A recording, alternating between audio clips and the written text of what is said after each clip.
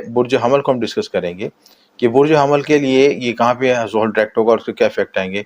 برج حمل کے لحاظ سے جن کا اسینڈنٹ ہے ایریز یا مون سائن ایریز ہے ویدک اسٹرالوجی کے مطابق، وہ ان کے لیے ویڈیو ہے، اور سب سے زیادہ ایکوریٹ انالیسس بھی اسی میں ملتا ہے. ایریز کے لحاظ سے 11ویں 10ویں کا حکم ہے، کاروبار میں بہتری آئے گی، ترقی کامیابی ملے گی، نئے پلان آئیڈیاز ایکٹیویٹ ہو سکیں گے.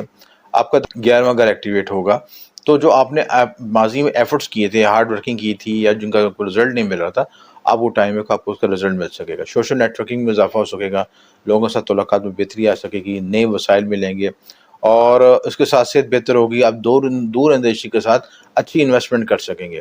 ان انویسٹمنٹ سے آپ کا آؤٹ کم بھی مل سکے گا، آپ گین بھی حاصل کر سکیں گے، یعنی رزلٹ حاصل کر سکیں گے. بڑے بہن بھائی سے فائدہ ہو سکتا ہے، اور سوشل دوست احباب سے فائدہ ہو سکتا ہے. سوشل نیٹ ورکنگ میں آپ کی گروتھ ہو سکتی ہے.